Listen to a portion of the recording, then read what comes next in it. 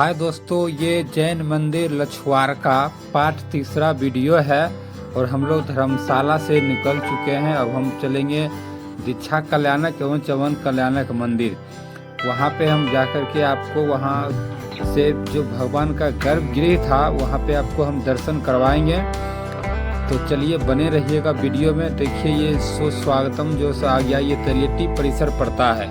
यहीं पे दीक्षा कल्याणक एवं चवन कल्याणक मंदिर है और देखने में तो काफ़ी खूबसूरत सा जैसे रास्ता है। यहाँ पे पहाड़ों के बीच में भगवान का मंदिर है, तो उसका कुछ नज़ारा ही कुछ और है। यहाँ बाएं साइड में आप ऊपर डैम बन रहा है और नीचे दाएं साइड से आ जाइएगा तो मंदिर है। और यहाँ से 12 किलोमीटर के बाद जैन धर्म का जो 24वें तीर्थंकर थे उनका जन्म वहीं पे हुआ था। चलिए, तो ये चवन कल्याणक मंदिर का बाहर का दृश्य है। अब हम अंदर की ओर प्रवेश करते हैं तो फिर आपको दिखाएंगे। देखिए बाहर का लुक है और ये मंदिर रहा। यही चवन कल्याणक मंदिर का मेन मूर्ति हुआ यहाँ पे। और यहाँ पे अंदर मोबाइल ले जाना अलाउ नहीं होता है, बट हमने पुजारी जी से अनुमति लेकर के वीडियो को बनाया। फिर बहुत कम ही वीडियो बन पाया है, तो चलिए इसको देखिए। और ये महावीर स्वामी जी का चैत्य बंधन था, इसको भी देखिए। और अब हम आपसे एक बाबा से पूछताछ करेंगे, वहाँ पे देखेंगे यहाँ क्या है नहीं है, क्या कैसे हुआ, यहाँ के बारे में कोई जानकारी देंगे और जैन धर्मों के बारे में जानकारी देंगे।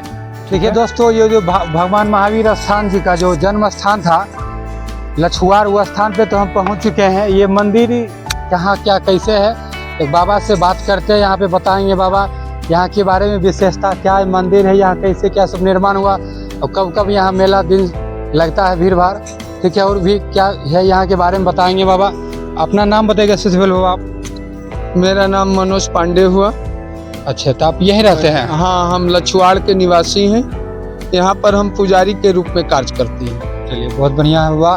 तो यहाँ की मंदिर ये भव्य इतना सारा बहुत बड़ा सा, देखिए मंदिर दिखाइए इधर, ये सब जो दिख रहा है तो ये सब क्या चीज है इनका, ये महावीर भगवान का ये क्या चीज है यहाँ पे होता ये है? जैन धर्म के 24वें तीर्थंकर भगवान महावीर स्वामी का चवन और दीक्षा कल्याणक मंदिर है। जैन धर्म में एक भगवान के 5 कल्याणक मंदिर होते हैं। सर्वप्रथम चवन कल्याणक होता है।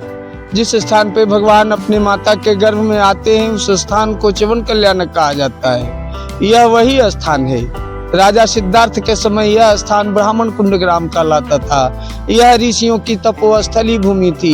इसी तपोस्थली भूमि पर ऋषभदत्त नामक एक ब्राह्मण अपनी पत्नी देवानंदा के साथ निवास किया करते थे। उन्हीं के घर में भगवान 82.5 दिनों के लिए पधारे। 82.5 दिनों तक देवानंदा की कुक्षी में निवास किया। इसके बाद उनका कुक्षी परिवर्तन हुआ और इस क्षेत्र के सबसे बड़े महाराजा सिद्धार्थ की पत्नी त्रिशला के गर्भ में गए। भगवान महावीर स्वामी का त्रिशला माँ के गर्भ से उत्पन्न हुए। उनका जन्म त्रिशला माता से हुआ। जन्म होने के 12वें साल में ही भगवान दीक्षा लेना चाहते थे, लेकिन उनके माता पिता की आज्ञा मरणोपरांत दीक्षा की हुई। अतः वह अपने गृहस्थाश्रम जीवन में व्यतीत करने लगे। 28 वर्ष की अवस्था तक अपने गृहस्थाश्रम जीवन को व्यतीत किया। इस 28 वर्ष की अवस्था में अपनी पत्नी, पुत्र और पुत्री का सुख पाया। उनकी पत्नी का नाम यशोधरा, पुत्र का नाम राहुल और पुत्री का नाम प्रियदर्शना थी। 28 वर्ष की अवस्था में उनके भगवान के माता पिता का देहांत हुआ और 29वें वर्ष में अपने भाई नंदीवर्धन की आज्ञा से फिर इस ब्राह्मण कुंड ग्राम को अपने पहले माता ऋषभदत्त और देवानंदा के पास आए। 1 साल तक रुके। 1 साल तक रुकने के बाद भगवान इस स्थान पे दीक्षा ले लिए और इस स्थान को चवन और दीक्षा कल्याणकों से सुशोभित किया। भाग्यशाली यह परम रमणीक स्थान है।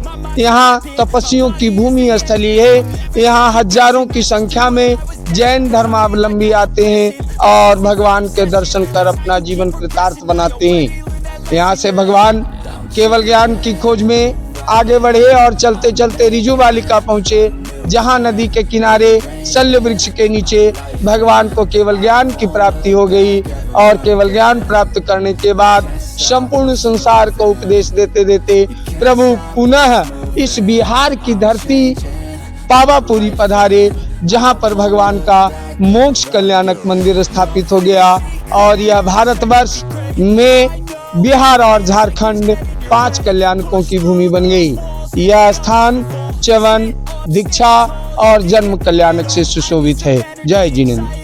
तो आपने बाबा से सुना महावीर स्वामी का जीवन की कैसे गर्भ में फले और किस प्रकार से उनका भरण पोषण हुआ बचपन में, और जैसे कब उनको ज्ञान की प्राप्ति हुई। तो बाबा से जाने।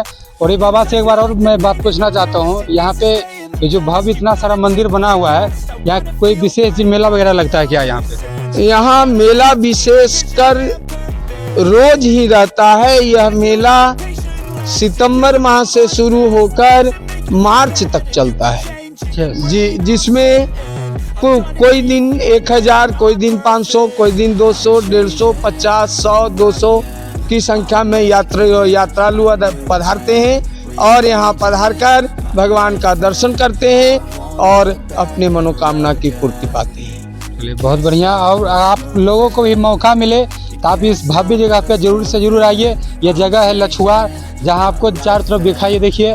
और यहाँ से आपको जैसे मंदिर भव्य तो देखने को मिलेगा ही। ये जो स्थान है, ये गर्भ में यहाँ पे भगवान जी पले थे ना, गर्भ में। हाँ, तो यहाँ से 12 किलोमीटर बाद भी एक और मंदिर है। वहाँ पे क्या है बाबा, वहाँ बताइए। कल्याणक मंदिर है। अच्छा, वहाँ पे जन्म कल्याण मंदिर है। वहाँ जन्म कल्याणक मंदिर है। वहाँ का जाएंगे तो वहाँ का भी पुजारी हैं, आपको बताएंगे वहाँ का। अच्छा, तो चलिए पहले यहाँ से आइएगा धर्मशाला, और धर्मशाला के बीच ये गर्भगिरी स्थान है। यहाँ के बाद जैसे आप 12 किलोमीटर के बाद जाइएगा तो उनका जन्म स्थान मिलेगा आपको। ठीक है, तो आपको मौका मिले तो आप लोग जरूर से जरूर यहाँ पे आइए।